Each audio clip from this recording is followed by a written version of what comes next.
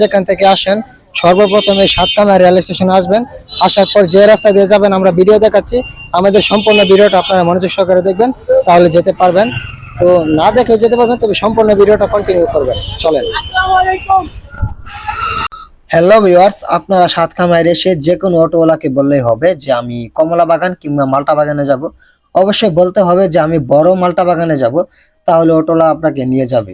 তো আমরা যাচ্ছি, তো আপনারা আমাদের সম্পূর্ণ ভিডিওটা কন্টিনিউ করবেন। আর এই বাগানের নাম হচ্ছে বাওয়ানি এগ্রো। তো এটা বললেও হবে। যদি বাওয়ানি এগ্রো না চেনে তাহলে অবশ্যই আপনারা বলবেন যে বড় মাল্টা বাগান কিংবা বড় কমলা বাগানে যাব। তো আপনারা এই রাস্তা দিয়ে যাবেন, সাতকামরা থেকে পশ্চিম দিকে একটা রাস্তা আছে, ভাঙাচোরা রাস্তা, এই রাস্তা দিয়ে যাবেন। তো আপনারা সাতকামার থেকে সোজা বরাবর এই রাস্তা দিয়ে চলে আসবেন।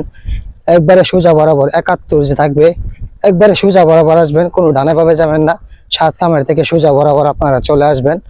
তো সাতকামার থেকে সোজা বরাবর চলে আসার পর আপনারা এখানে দেখবেন দুইটা সাইনবোর্ড।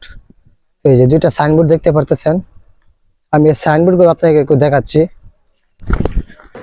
বাওয়ানি এগ্রো, ডালে শহর, সাতকামার, শ্রীপুর, গাজীপুর। তো আপনারা এই সাইনবোর্ডগুলো দেখার পর আপনারা এই দুইটা সাইনবোর্ডের মাঝখান দিয়ে একটা রাস্তা গেছে, ওই রাস্তা দিয়ে ঢুকবেন, তাহলে আপনারা কমলাবাগে চলে যেতে পারবেন। আমার লাগে আছে ডরাস,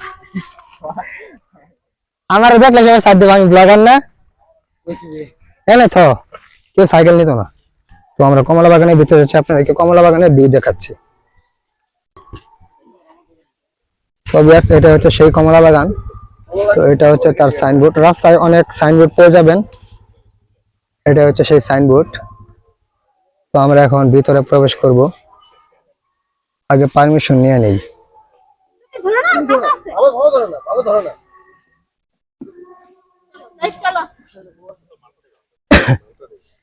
বন্ধু আসো বেরাই।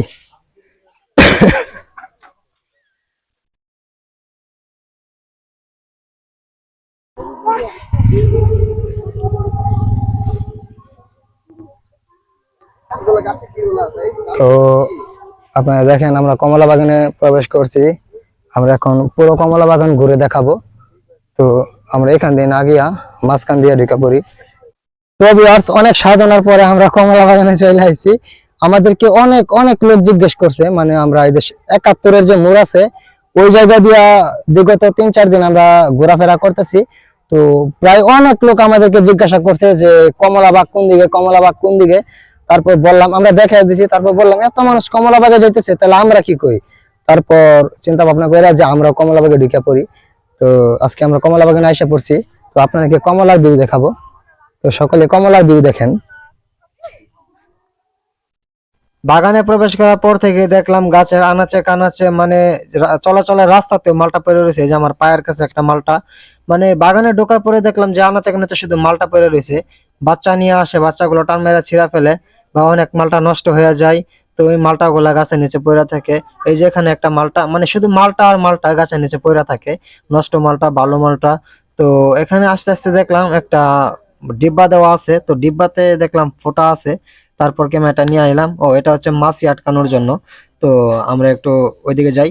তো এই বাগানে ঢোকার পর থেকে দেখলাম মালটা আর মালটা, এই কমলা গাছে একটা বাড়ি খেলাম, এই একটা কমলা গাছ পাইলাম। তো মালটা আর মালটা আমার বন্ধু ভিডিও করতেছে। মানে এই বাগানে ঢোকার পর আমি সবগুলাই মালটা গাছ পাইছি, তবে 2-1টা কমলা গাছ পাইছি। প্রত্যেকটা গাছে শুধু মালটা আর মালটা। আপনারা যদি আসতে চান অবশ্যই আসবেন। আর আমার ভিডিও শুরুতে নাম্বার দেওয়া আছে, তাদের নাম্বারে যোগাযোগ করতে পারেন। তো যদি নিতে চান তাহলে আমরা যেদিন এসেছিলাম আমাদের আজকের প্রাইস হয়েছে 250 টাকা কেজি। তো আপনারা কবে আসবেন, প্রাইস কত থাকবে সেটা বলতে পারি না, তবে আজকের প্রাইস 250 টাকা কেজি।